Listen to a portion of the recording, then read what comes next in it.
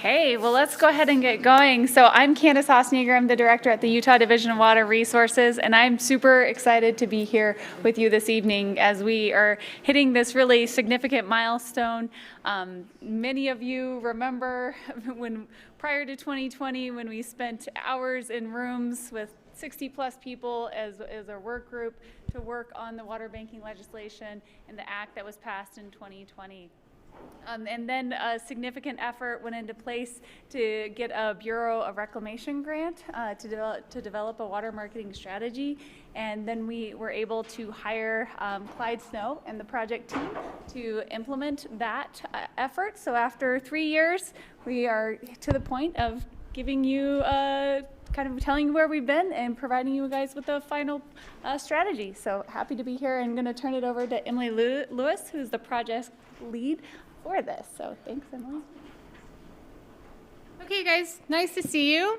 We're probably going to have a lot of people trickle in since it's like hard to find parking, but we did have an online event for CLE credits, so we wanted, for the folks who are online, we don't want to make them wait too long for us. So, one, I'm really excited to be here. I got a couple of housekeeping matters real quick.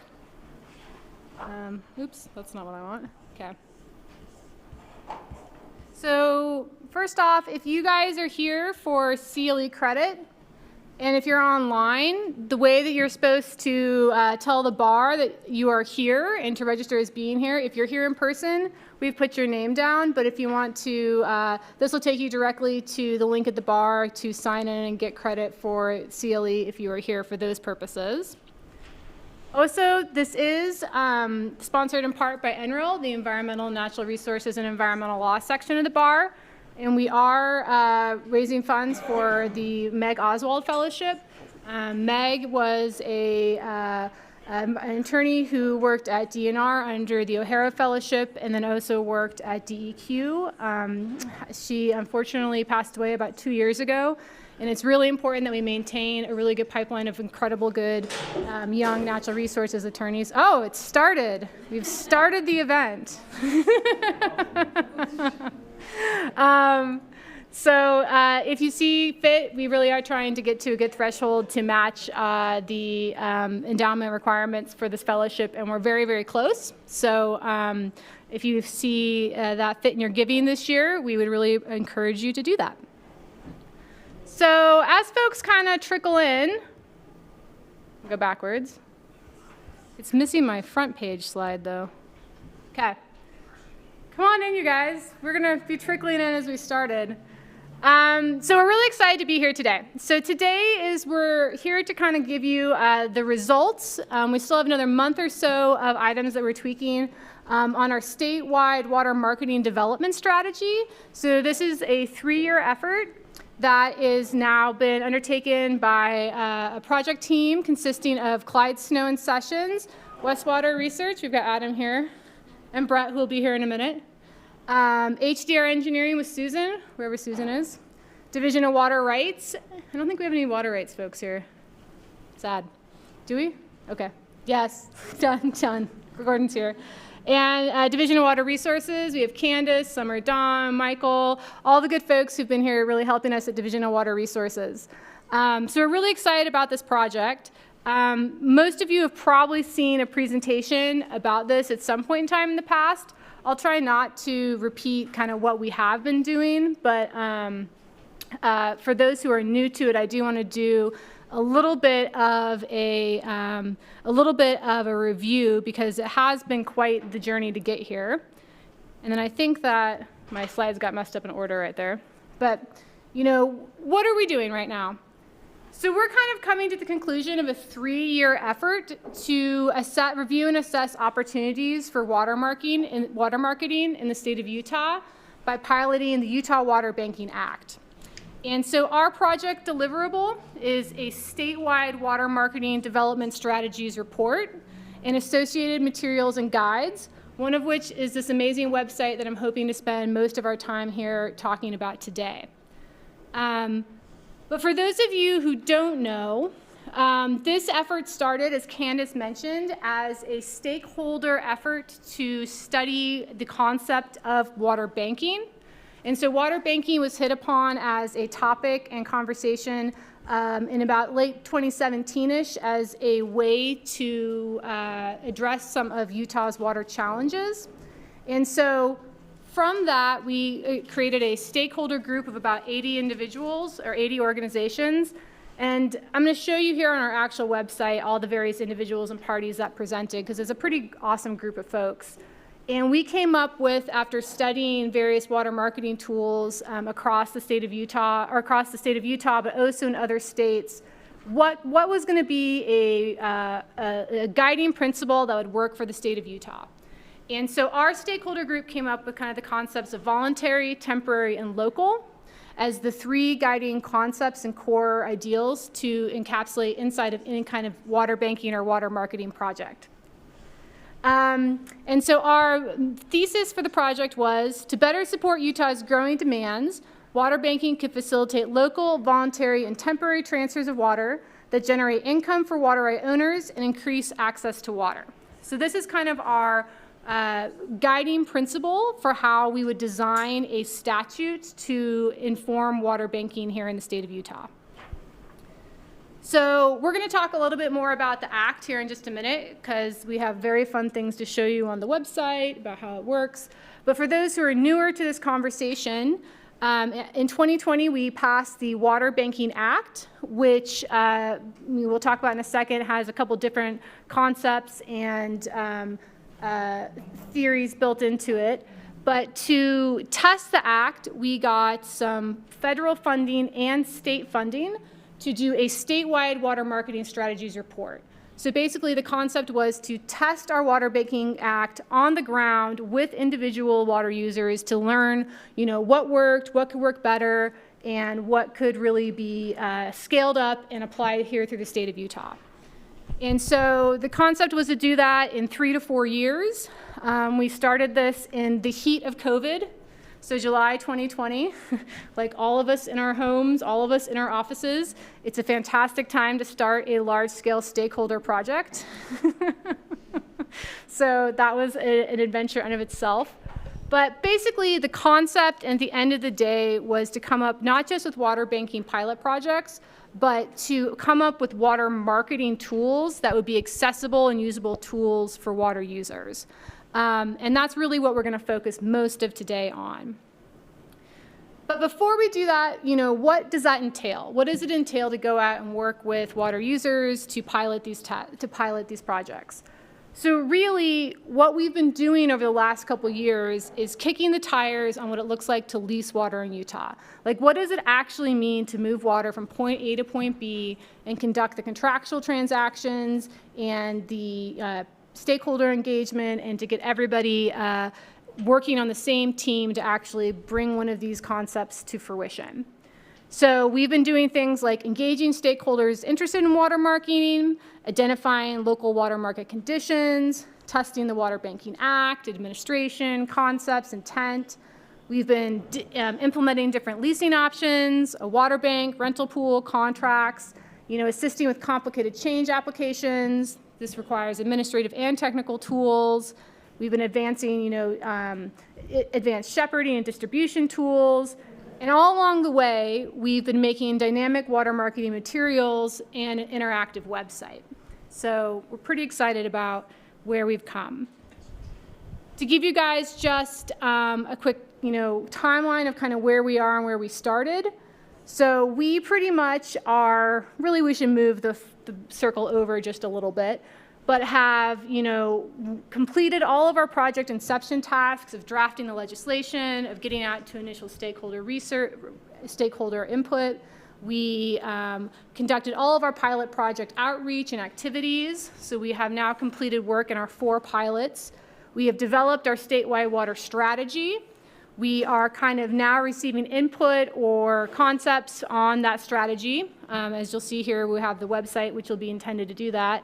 And then we're going to basically finalize the strategy and turn in a final report to the Board of Water Resources at their December board meeting. But why does this matter? So why do water marketing here in the state of Utah? So we really wanted to, understand that we have many, many conditions that are facing the state of Utah. We have drought, we have growth, we have environmental concerns, and so we really wanted additional tools to give water users some additional abilities to move water between and amongst themselves, and also to really help the broader state of Utah meet kind of broader water policy objectives.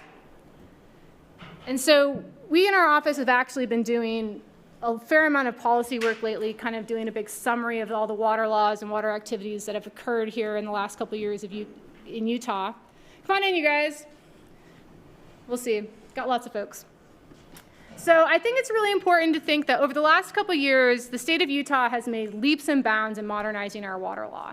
And so the concepts of having the Utah Water Banking Act and the Utah Water Marketing Strategies is to help a lot of these individual objectives move forward and meet their own goals. For example, we've got regional water conservation goals, agricultural optimization efforts occurring. We've got the Great Salt Lake Water Trust trying to implement projects and leasing for the Great Salt Lake. We've got Colorado River Compact issues, which will depend heavily on market tools. We've got watershed councils, private property right interests. We have new in-stream flow statutes that will be implementing here to move water across the state. And also just like areas of transition. We've got economic transitions as areas of the state develop. The other thing that water marketing, and especially this project, has been very, very good for is that it's really actually testing these concepts on the ground. So for the first time, we've had to actually apply for complicated change applications to move water from point A to point B. We've had to employ and install telemetry pieces to get us better information and data on how to move water. We've looked at administrative processes. How do we make efficient administrative processes? And really kind of actually by having to have specific examples, it's really forced us to ask kind of hard questions about how things are working today and how can we make them work better going into the future. So, it's good. It's good. It's going pretty good. How's it going? So it's good. We're meeting all the metrics of, apparently I didn't finish that sentence. We're meeting all the metrics. We are unwrapping the water banking statute, both forms and processes. We have implemented not 3, but 4 pilot projects in the last 3 years. And we have established all of the administrative processes needed before the Board of Water Resources to get these pilot projects and water banks approved and functioning on the ground. So one thing that we wanted to kind of say, why the Water Banking Act? Why did we choose this as a tool? So for those who weren't familiar or involved in the early process, the Water Banking Act was basically designed to allow qualifying leasing arrangements to be approved to be a water bank and extend them certain benefits. And so really the goal of this act, and also kind of water marketing more generally, was to address barriers that water users were finding and to extend benefits requested by water users. But really the goal is to keep these concepts at the local scale so that local individuals can, local water users and local individuals can design something that works for them in their local area. Some of the benefits of the Water Banking Act is that it's local control. This is not a top-down project at all. This is if there are interested local individuals, that they're the ones who are in charge of exploring the water banking statute, of setting up a leasing arrangement amongst themselves, and so that way it really is best fit to local needs. Some of the benefits of the Water Banking Act is a streamlined administrative process. So you do a one-time change application to put your water right into the water bank, and then after that it's managed by independent guidelines of the bank itself. Once a water right is in the water bank, it has forfeiture protections. The statute doesn't allow for environmental flows, and in 2020 that was a big deal because that didn't exist very easily in the state of Utah in 2020. Water rights in a bank receive condemnation protections, so if you're worried about participating, that was a benefit to you. And basically it's a flexibility of an on-off switch. If you want to participate one year, if the bank allows it, you may not have to participate the next year. So just really adding a lot of flexibility. Okay. I have to include this slide because I love this slide and I'm always going to include it, even like in projects and presentations that have nothing to do with water banking, because I feel like it is most of our lives these days. We're very, very busy. So I'm just going to really quickly go through one slide per pilot project because I actually want to show you the pilot projects on our website. So really that's what we're working on. So our first Cache Valley pilot project, which we'll talk about here in a minute, what did it take? So what we really learned from Cache Valley is what does it take to make a water market? You need a balance of supply and demand. And we did that through a series of questions and through really working with individuals and various water users in Cache Valley. And so from this pilot project, we really did learn a lot about how to organize our thinking about water marketing. We ended up with a 2-party late season lease pool. So we had a successful water transaction in Cache Valley. And we also had some very interesting concepts of working inside a federal reservoir. And so here in the state of Utah, we have a number of federal reservoirs that we need to address and incorporate into our thinking. And so this was a very interesting aspect of this pilot project. The Price River. So the Price River was our second pilot project. This is the first contract water bank in Utah where we developed the process and the forum to be a contract water bank. So it was the first change application with the state of Utah. What we learned is to work early and often with the state engineer. We also had some very, very interesting discussions about what kind of water could be leased in a water bank. At the end of the day, it ended up being the consumptive component of a water bank, not carrier water or saved water or other aspects. But as Utah develops the tools to better understand, measure, and monitor those other sources of water, those may be the source of a water bank or a leasing option here in the state of Utah. Our third pilot bank was the Snyderville Basin. What we learned from Snyderville Basin is that you need good data. You can't have anything happen until you can measure and monitor the data. We also learned a lot from our statutory water bank material, which I'll show you here in a second. We did not create a water bank, but we learned a lot. We also learned that creative distribution may also increase flows. And so some of the things that we get so focused on is like hard concrete infrastructure as a solution, but sometimes just operating what we do in a different manner can get where we need to go. Our fourth pilot bank, the Uinta Basin, slipped in at the very end, which we're really excited about. And so this is the first water bank of Utah. So this was the first statutory water bank. And we began exploring through WetX, who's here, a data dashboard and electronic banking program. So really trying to figure out new ways to manage our water and keep track of the transactions that are occurring. Okay, so what did we learn through all of that pilot project? We learned so many things. We basically learned that, some of the tweaks we can make to the Water Banking Act. We're assessing fit and form, how do market forces work? Is this a viable option where we're looking at? We learn how to make marketing tools and techniques. We learned the key elements and structures of water leases. We learned key things about water rights issues and distribution matters.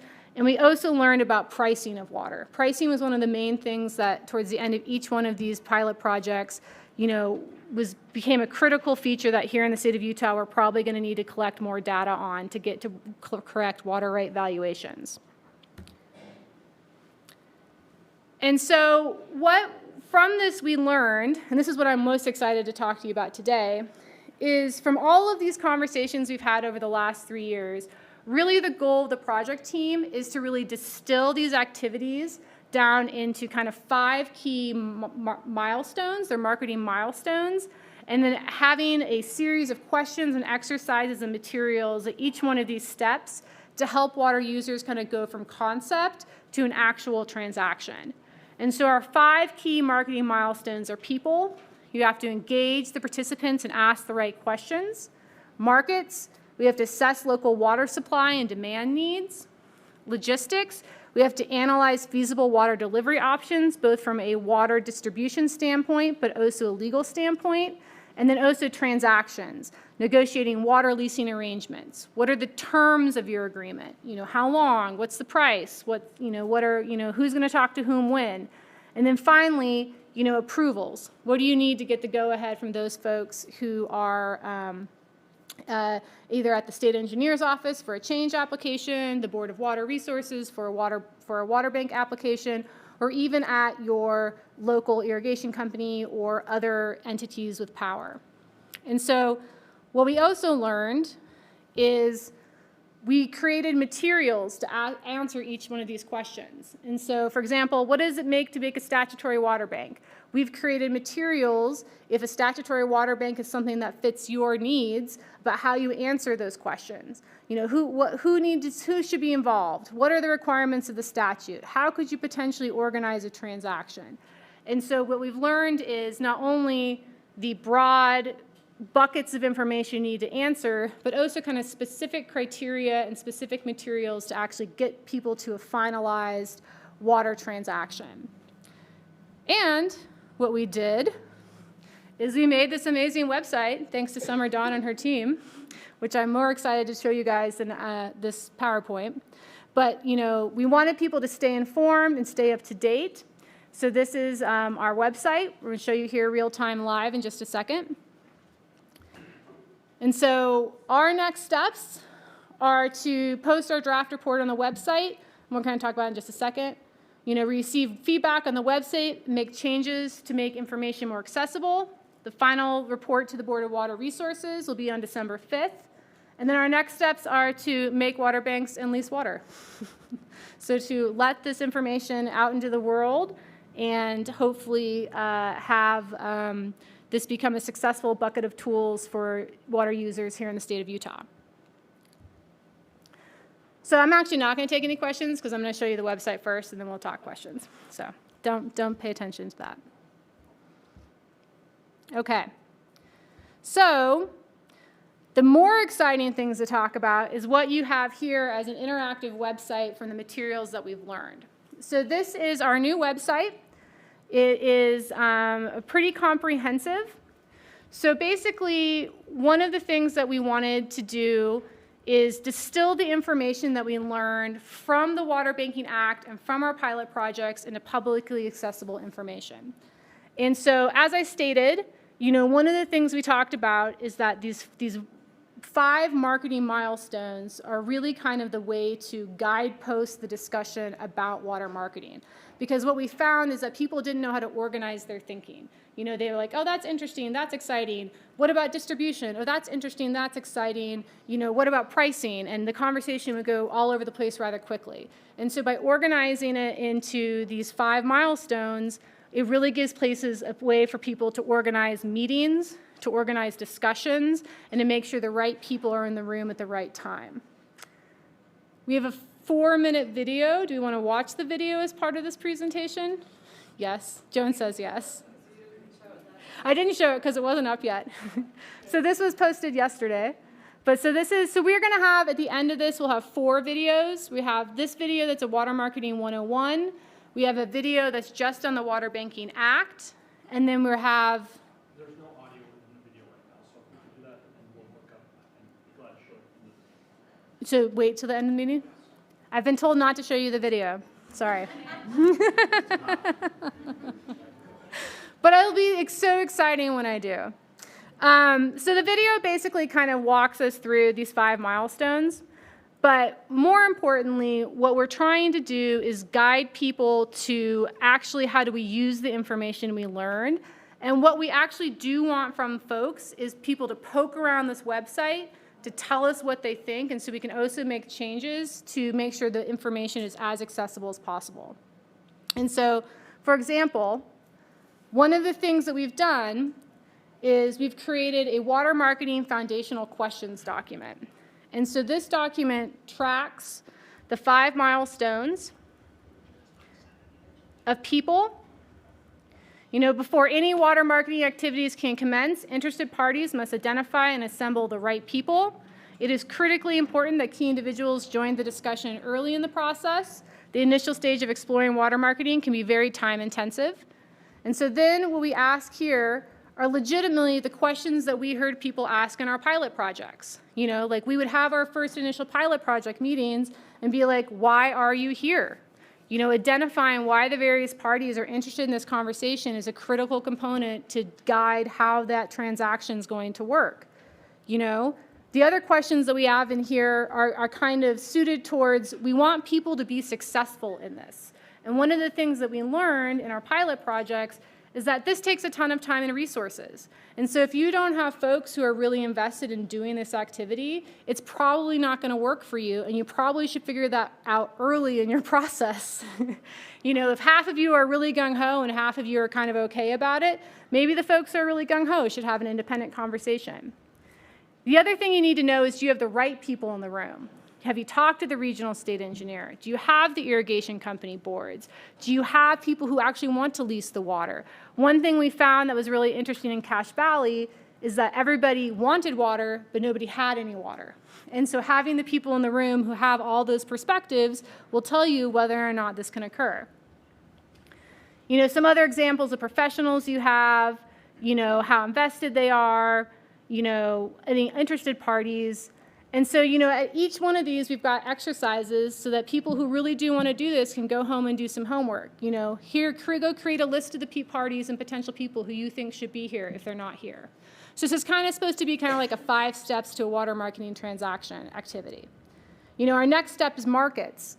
You know, really one of the things you need to assess, it sounds so simple, but do you have the right balance of supply and demand in your local area? You know, there's a lot of folks who think that there might be a there, but realistically, when you actually ask the brass tacks questions, you may not have what you think you have. And so, you know, why are the water supplies available? You know, we go through and actually talk about, you know, what are the local water supplies? You know, so that way people can really understand, you know, what are we talking about? Oh, I hadn't thought about, you know, X reservoir. Oh, I hadn't thought about X well. Or, you know, we actually don't actually use our water in the late season as much as we thought we would. So really walking through very specific brass tacks questions. You know, our third topic milestone is logistics.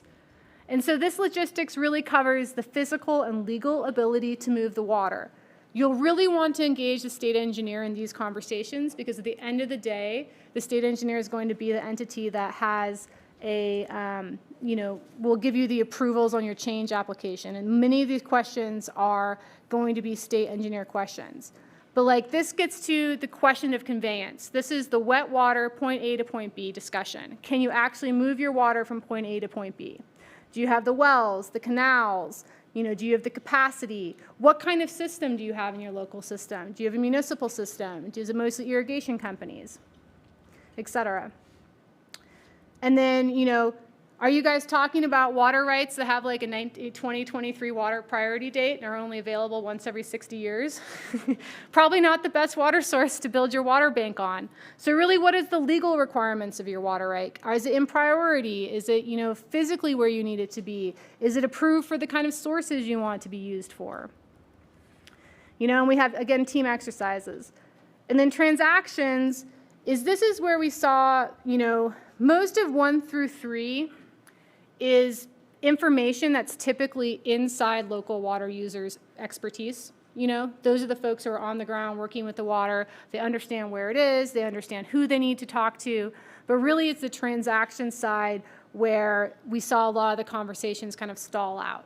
Because this is where you need to have real conversations about price, about availability, how do you talk to each other, you know, and kind of like how are you going to structure your particular transaction. And so in a minute, I'm going to show you several other materials that we developed here on this transaction step to actually break down different kinds of leases, break down different kinds of arrangements, so that once you get to this place, you can actually have guidance on, you know, what can be the next step for making this actually come to fruition.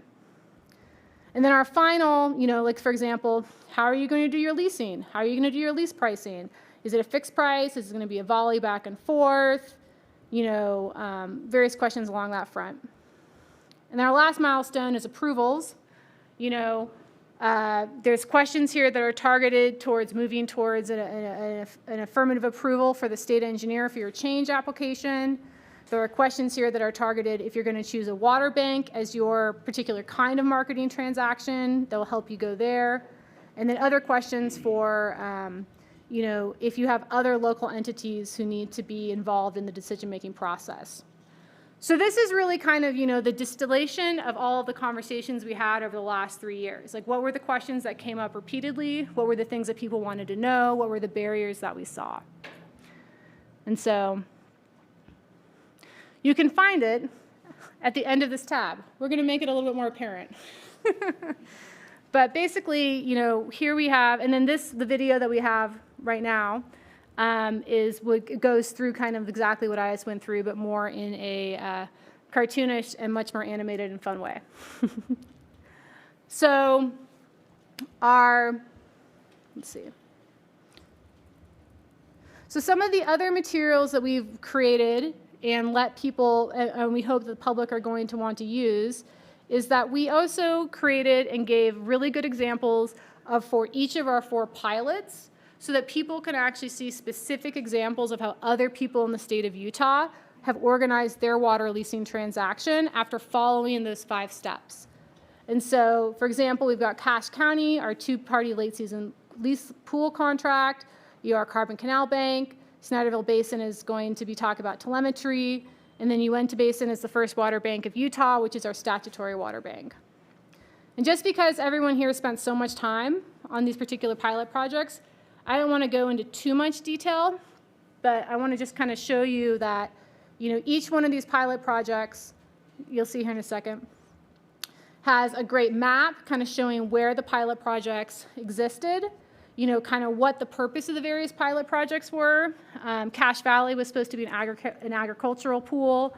Progress, it also will link you to, pertinent information. Like if you want to go see the actual contract between Hiram Irrigation and Wellsville-Mendon, this is the actual contract that they use to facilitate their lease. And so these are real-time, real-world examples of how parties have done, water marketing here in the state of Utah.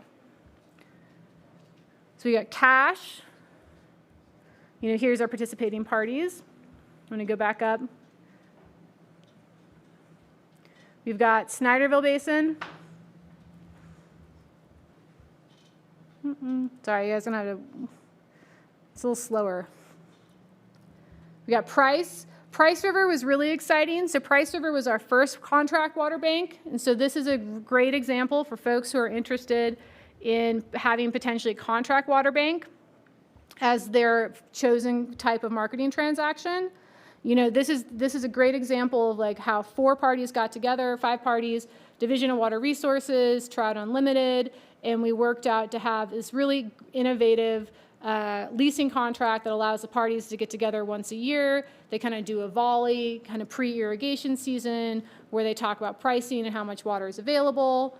And then they choose, from that information, they enact a lease for the following irrigation season. And so, really good example. The great thing about this one is that you can actually see, this is what the contract water bank contract application looked like. So if a contract water bank is something that your water users are interested in, applying for, we give you a real-world example of the contract water bank application. Okay, show you real quick.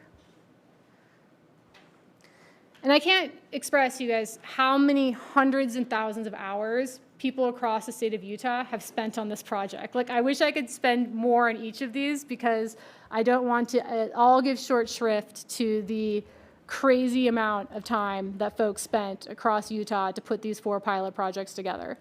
And so I'm just going to pop through real quickly the other 2 just so you can see them and then see what they're doing. And then after that, I want to talk you through a couple more materials that we created real quick.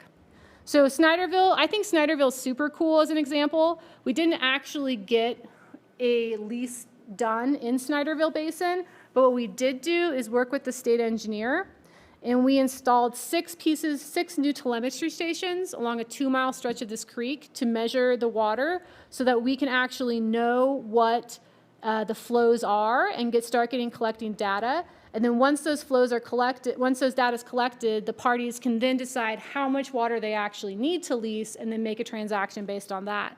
But this is super cool. You can actually see real-time data, but for this project, these were not here, in 6-minute time steps. So you can now see flow data in East Canyon Creek in 6-minute time steps based on the conversations we had through this project.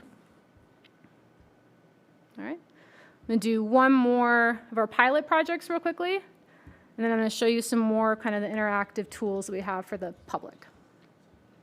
So our fourth pilot project is the first water bank of Utah, which is the statutory water bank, which I have to tell you, once you guys named it the first water bank of Utah, Carbon Canal Company said they wanted to rename theirs the best water bank of Utah. And so we had a little competition, which was great. So this is a really exciting water bank as well. So this is our first statutory water bank. And so I didn't go into it too much in this particular presentation because this is more about the website and the tools. But we do have 2 different kinds of water banks in the state of Utah. You can also do all kinds of market transactions. Water banks are just one of many. But a contract water bank like Carbon Canal that we just saw is basically a contract between discrete sets of parties. A statutory water bank is intended to be a middleman, where basically, you may not know the parties who have water or are interested in water, but it's supposed to connect them. And so the first water bank of Utah is a collection between the Ashley Valley Water and Sewer Improvement District, Vernal City, and then a private contractor, WetX. And so basically, they are creating an electronic dashboard to first and foremost keep track of and basically make an electronic means of keeping data on the water leases and contracts that already happen in the area through Ashley Valley Water. So we can collect data on pricing, we can collect data on flows, we can kind of collect data on transactions that already happen, and then soon to be opened up to other areas and other individuals in the area. So if you are a water user, and this map is a great example, you've got, what is that, how many do we have? 8? 8 canal companies in the Uinta Basin that already move water between them. And so now this can be a dashboard, a fancy Craigslist, so to say, to allow these individuals between these companies to post water when it's available. And so it's kind of an exciting way to organize a transaction. And we'll have some examples of the dashboard for WetX here when we do our pilot project video. So we did a lot of activity in 3 years across these various entities. And so from that, we created not only the 5 milestones that I showed you shortly, but I wanted to show you the individual pilot projects too so that people could have examples. But from this information, we also have created for the public, once you've gone through your milestones and kind of figured out what you want to do, you've got the right people in the room, one of the areas that people kind of got caught up on is how to organize, what works for us? Like, what are the tools that work for us? And so from this, we created an interactive table of what we've deemed water marketing methods and then water marketing transaction types. And so from this, you as the water user can actually go through and be like, okay, what's the method? The method is how do the people get together? How do you bring together willing lessors, willing lessees? For example, Cache Valley chose to do a rental pool between the 2 of them. Price chose to do a contract water bank under the Utah Water Bank Act. Uinta Basin chose a statutory water bank as the method. And then we have a couple others that aren't here in the state of Utah actively, or there are a couple of these actually, but aren't represented in this project yet. But we also have auctions, negotiated agreements, kind of how do you bring the people together? But then once you have the people together, you have to figure out what kind of transaction are we going to do. Is this going to be a sale, even though we're primarily focused on leasing under the Water Banking Act? Is this a lease, a multi-year lease, an option agreement, an exchange? And then so this is kind of supposed to give people an overview of what's possible. And then if you want to learn more, we've created these really awesome grids where you can actually go through and be like, okay, why would I want to do one choice over the other choice? And so why would a sale benefit me over a multi-year lease? And so we've got really good examples of, kind of specifics of, why would this be helpful? What are things I need to look out for? Considerations. Why is a multi-year lease different than a regular lease? Purchase options agreements. Kind of different, specifics to help people kind of actually build out the transaction side of the conversation. And same thing here. I personally really like this one. Our marketing strategies. Our marketing methods, how you bring people together, also gives you some like real world case examples. If why would I choose to do a bulletin board over an agreement? Why would I choose to do an auction over an independent lease? And so these are, kind of benefits, limitations, challenges, and then also real world examples so folks can actually kind of say, hey, that looks like what we have going on here. Maybe we should do that there. Maybe we should choose this as our option. Okay. So we're just going to give you a lot of information, and then you guys can sort through it later. But pretty much, this whole purpose is really intended to do a couple things. It's supposed to order how people think about water marketing, and we've kind of done that through the water marketing principles and milestones, and then interactive tools to walk people through that process. It's supposed to, give you information specifically about the Water Banking Act. Oh, we did do a video. Oh, great. You guys are quick. Yes. So this is a great video that explains actually the specifics of the Utah Water Banking Act and the two different kinds of water banks underneath the act. It also gives you a history. Like I said earlier, we had 80 people, 80 different entities come in and actually participate in the drafting of the bill and the stakeholder working group. So you can learn a lot about the specifics of the Utah Water Banking Act. We chose to, the report's coming next weekish. But we wanted to get the website out to you guys now so we could get some feedback on it to kind of inform some of the aspects of the report. We've got the water marketing strategies. Once you've really got, your people in the room and you understand what you want to do, this is the information to kind of guide you about how that's going to really look. And then we also have, our pilot summaries. So you can go look at the specifics of how people did it on the ground, get more information, more context. And then we also have, the materials for if you choose to use the Water Banking Act. One other aspect of this project is we had to create an entire administrative process to get the Utah Water Banking Act up on its feet. And so if the water banking, in your discussions you choose the Utah Water Banking Act in either a contract water bank or a statutory water bank as the best way to organize a lease for you, we have all of these materials to help folks go through that. Here's, some steps for building a contract water bank. Here's what you need to do to get going. We also have all of the application materials that you would need here online and available for water users. Go back here. And so we have a bunch of information out here for folks to kind of poke around with and explore. But ultimately, at the end of the day, the goal is to get people interested. The goal is to get people talking about it. And the goal is to really kind of like put this out into the world and let local water users design a banking or a water transaction system that kind of works for those local conditions. So I want to leave a little bit of time for questions and possibly a video. But this is kind of what we have, you guys. So the next couple weeks are really, we want to get good feedback on the website. We want to see if it is being presented in a way that makes sense, if there are other ways that we can present information to make it more accessible to people. That's what we love to hear back from. Soon we'll have the report up if you guys want to actually get into the nitty-gritty of the report. But really, the website is the distillation of all the good things we learned. These are the actual usable tools that we really want water users out there, taking advantage of and putting into place on the ground. So, okay. Any questions, thoughts? Yes? Will there be someone able to read from the legislature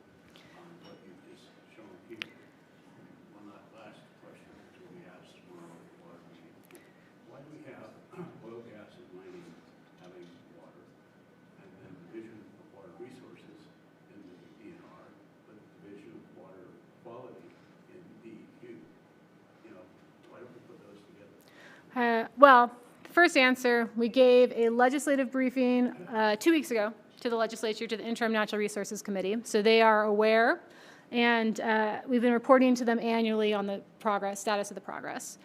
I don't know why they don't put all the administrative agencies together. It seems like it'd be a headache to me, considering that it's a lot of work to deal with one now. So, my unvarnished personal opinion. But yes, it would be helpful to have some coordination between our agencies. But I actually think Utah's done a really good job of moving towards more coordination. So, okay. Yeah. Yes. Okay, so do we need a microphone? Come on, you guys. Just make sure everyone online can hear. Thank you. It's on, yeah, only those online will hear it. Okay. Oh. Dependent upon the transaction type, Mm-hmm. how do you come up with price? So price is really difficult. So price is one of those items that in the state of Utah, there's really not a lot of publicly available data. And so one of the things that we did do in the Water Banking Act is that anyone who's approved to be a Utah water bank has to report their pricing data to the Board of Water Resources. And so one of the recommendations that we're actually working on through the Great Salt Lake Integrated Basin Plan is that I think there's room to have a database for pricing in the state of Utah, and there actually are already several entities that are going to collect that information.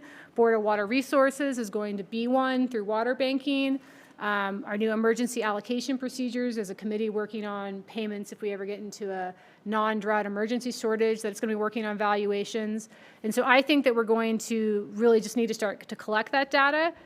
In the more immediate term, one thing we did do as part of this project is what will be available as part of our report is we do have a Westwater prepared for us a water rights valuation guide. And I'm not quite sure where, I don't think it's up in this yet. I think it's going to be in our report. But yeah, so we also have as a kind of like a water rights valuation guide of things that you can look at to kind of help you get to a price point. But I mean, that's kind of the purpose of this, is to like have some price parity and exploration, you know? And so I'm curious to see what will happen having an electronic dashboard in the Uinta Basin, collect all that information. In price, when they start leasing water for the price contract water bank, it'll be curious to see what kind of prices we end up with. But yeah, it's just something we have to start collecting. And then we're ready for the video. Oh, do we want to see the video? Okay. Let's see. Yes, we're going to load it from here. Can we hear it? Can we hear it? Yes. Oh.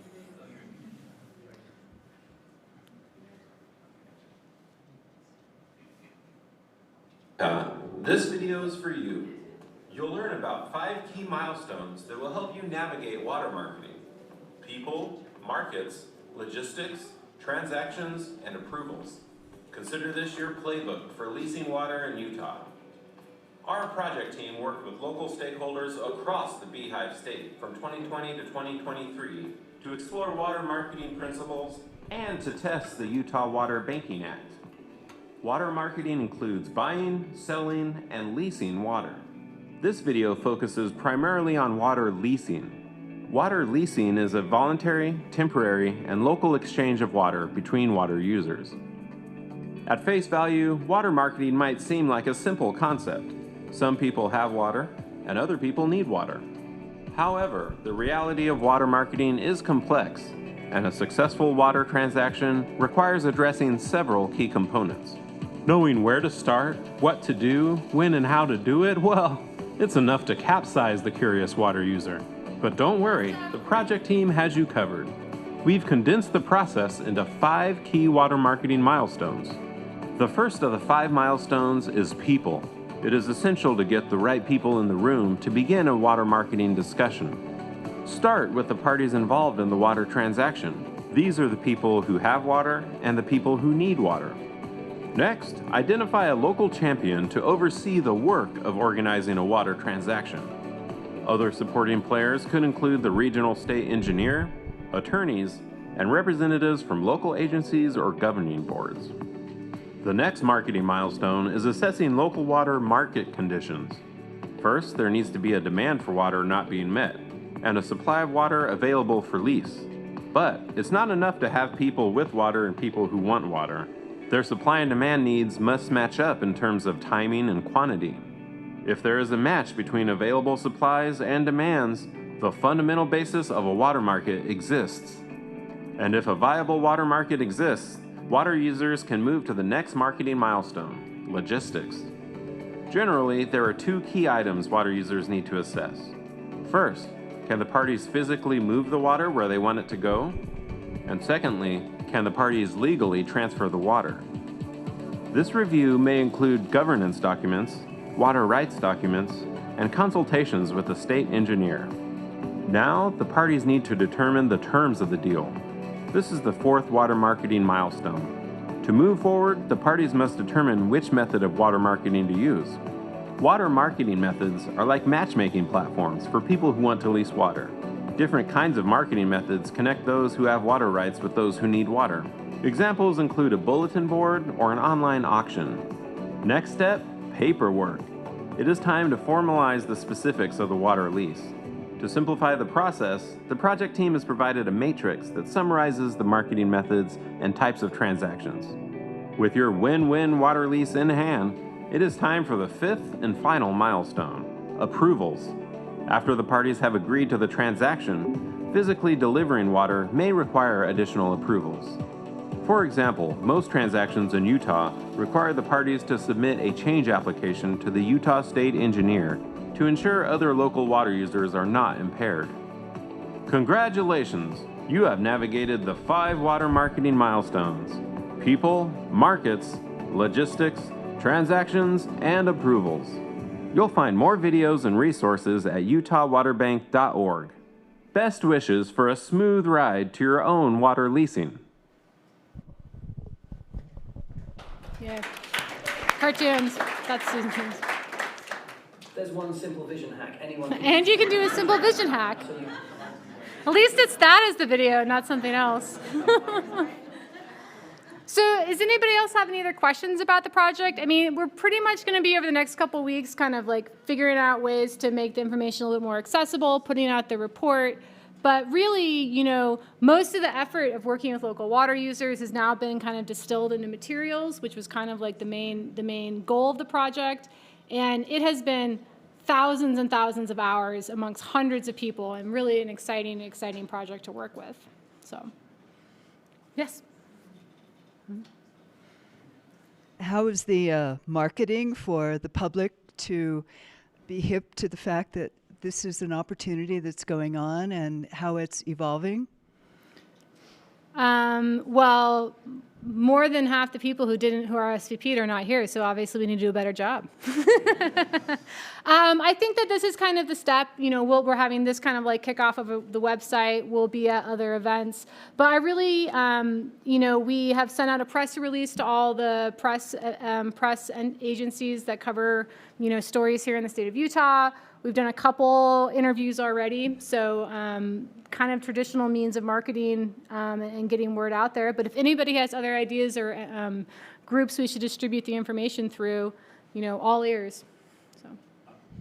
One suggestion. Yeah. Why don't you ask the governor and lieutenant governor to host all the people who put this together so they can feel appreciated? Okay. I like that suggestion. I love a get-together. Okay. Questions? Any other questions or thoughts? So this is all Board of Water Resources. Are you guys done? Like, are the consultants done going forward? Is this just going to sit there and if people want to do water banking, they figure it out? Or is the division going to be promoting it, or what's happening? Good questions. Ours, as the contractors, are going to close up here towards the end of the year. Like, our contract will be done as we kind of finish out the report. You know, it's intended to do some more media and get some more information out there, meet with key stakeholders who want to learn more about it. But once it's kind of up and set, I mean, the goal is to kind of be a laboratory of democracy. Like, we'll see what sticks. I do know, though, that even with people in this room, you know, we did three pilot projects, added a fourth because it was asked, and probably had conversations with 12 other groups that were interested in doing this. So I think that there is a second tier of people who are kind of waiting for this information to come out, who will probably be next step adopters, and then after that, we'll kind of see organically how it grows. Is there somebody at Board of Water Resources that's Going to help? personing this? Well, I think the goal is to put enough resources out there that the water users will start up by themselves and then potentially engage individuals like others to help them out. But at this point, there's no water banking person at the Board of Water Resources besides Shalane. I was going to say, Shalane DiBernardi, the assistant director over the development branch, is our point of contact Yeah. For all things water banking. So we can get you her contact as well. It will be Shalane, yes. But I think the goal though is to have the water users really take the onus. Shalane's there to help them navigate the materials, but not help them like build the banks. Mm. Yeah. Mm-hmm. Yep. And we'll be keeping this information up to date. It's not just going to sit here as is. Oh, sorry. Yep. We'll be keeping the information that's on the website up to date. It's not going to just be there and stay as it is. We'll be staying on top of it. If you notice on the contact tab, there is an email that's official. It's called watermarketing@utah.gov. That will be monitored. Shalane gets that as well as others. So it's an ongoing effort that will be supported. Yeah.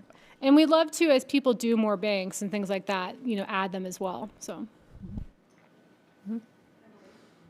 I will just say, for now, on the official applications, it is my name and number. So I did actually bring business cards tonight if anyone would like one. I am the contact between applicants and the Board of Water Resources. So I'm happy to chat and share my contact info with all of you. Yeah. You can go to watermarketing@utah.gov, which will go to Shalane. Mm-hmm. Yeah. Okay. Any other questions or ideas? Yeah. Everybody here, Brett and Adam and Susan, our whole team. Yeah. So, cool.